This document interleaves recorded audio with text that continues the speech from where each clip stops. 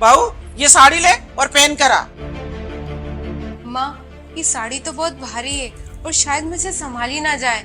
मैं दूसरी साड़ी पहन लूं? भारी तो होएगी ना, इसमें जरी का जो काम है। इस शहर की सबसे महंगी दुकान की महंगी साड़ी आएगी। इतनी महंगी साड़ी तो तुमने कभी देखी भी नहीं होगी। मेरे मायके वाले इतने गरीब हैं, वहाँ पर खाने के लिए मिल जाना वो ही बहुत है। इतनी महंगी साड़ी तूने सपने में नहीं देखी होगी। पहनना तो बहुत दूर की बात। जल्दी से तैयार होके आजा, हम लोग गाड़ी में वेट कर रहा है।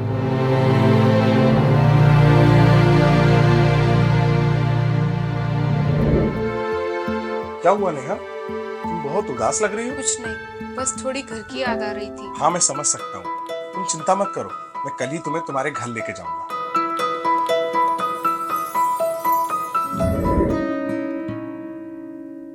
मम्मी जी, ये कैसे चालू होती है? आप एक बार बता दीजिए ना। तुम्हें चिमनी चलाना भी नहीं आती है? हाँ मम्मी जी, मेरे घर में कभी ये चिमनी नहीं थी, इसलिए कभी यूज ही नहीं किया। मुझसे कोई कहीं गलत बटन ना दब जाए, इसलिए आप एक बार मुझे बता दीजिए, फिर मैं इसे चला लूंगी। आजकल तो नौकरों को भी पता होता है ये मशीन कैसे चलती है। और तू तो इस घर की बहू है, तुझे इतना भी पता नहीं है? वैसे इसमें तेरी कोई गलती नहीं है। मायके में हमारा जैसा रुतबा तूने कहाँ देखा होगा? तूने तेरे मायके में मिट्टी के चूल्हे ही फूके हो गए। वैसे भी तुम लोगों की कोई हैसियत नहीं है। मुझे तो शर्म आती है हमारे रिश्तेदारों को तेरे घर ले जाने में। तुझे बहू बनाकर हमारी तो नाक ही कट गई। इतना आराम तो तुझे तेरा मायके में भी नहीं मिला होगा जो यहाँ पे मिल रहा है। बिल्कुल सच बोल रही है मम्मी जी आप। इतना भेदभाव तो मैंने अपने पिता के घर कभी भी नहीं देखा जो मुझे यहाँ मिल रहा है।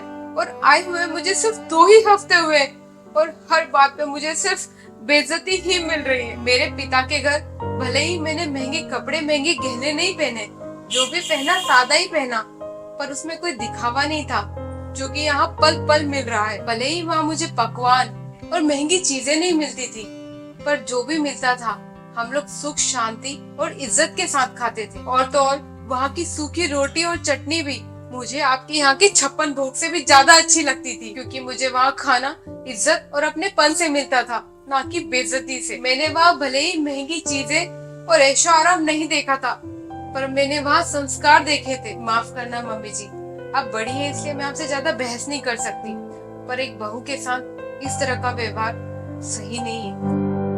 नेहा रुको, मम्मी नेहा सही तो बोल रही है। मम्मी आप नेहा के परिवार की गरीबी की तुलना तो आपसे कर रहे हो, लेकिन आप मेरी शारीरिक तुलना भी तो करो ना। फिर नेहा के घर वालों ने, उसके पापा उसकी मम्मी ने उसको कितने अच्छे संस्कार दिए। मेरे अपाहिज होने के बाद भी उसने मुझे अपना लिया।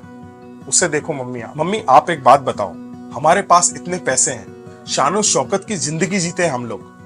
आप इतने सालों से मेरे लिए लड़की ढूंढ रहे थे, किसी ने आपको लड़की दी मेरे लिए? वो तो सिर्फ एक नेहा थी जो मुझ में ये कमी होने के बाद भी उसने मुझे अपना लिया। कुलदीप जी, मैं आपसे हाथ जोड़ के निवेदन करती हूँ, प्लीज आप ऐसा मत बोलिए। और एक्सीडेंट तो किसी के भी साथ हो सकता है। मैंने आपसे शादी आपके अच्छे व्यवहार की वजह से की है, ना कि आपके पैसे की वजह से। देखा मम्मी, आपने नेहा को क्या कुछ नहीं बोला, उसकी इतनी बेइज्जती करी आपने। उसके बावजूद भी वो मुझसे कितना प्यार करती है, कितना अच्छा मुझे समझ के रखा है उसने। क्या आप अब भी अपनी बहू को नहीं अपनाओगे?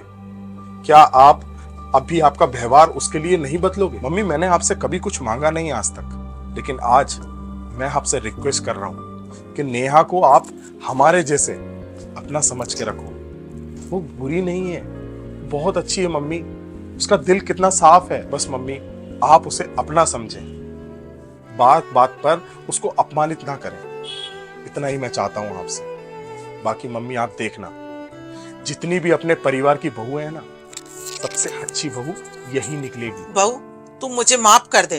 तूने मेरे बेटे से शादी करके तूने हमारा सम्मान बढ़ाया है और मैं पागल तेरा अपमान कर रही थी। मम्मी जी, आप मुझसे माफी मत मांगिए, मुझे अच्छा नहीं लग रहा है। आपको तो मैंने अपनी माँ से भी बढ़कर माना है। मैं बस यही चाहती हूँ कि आप मुझे अपना मान कर रहो।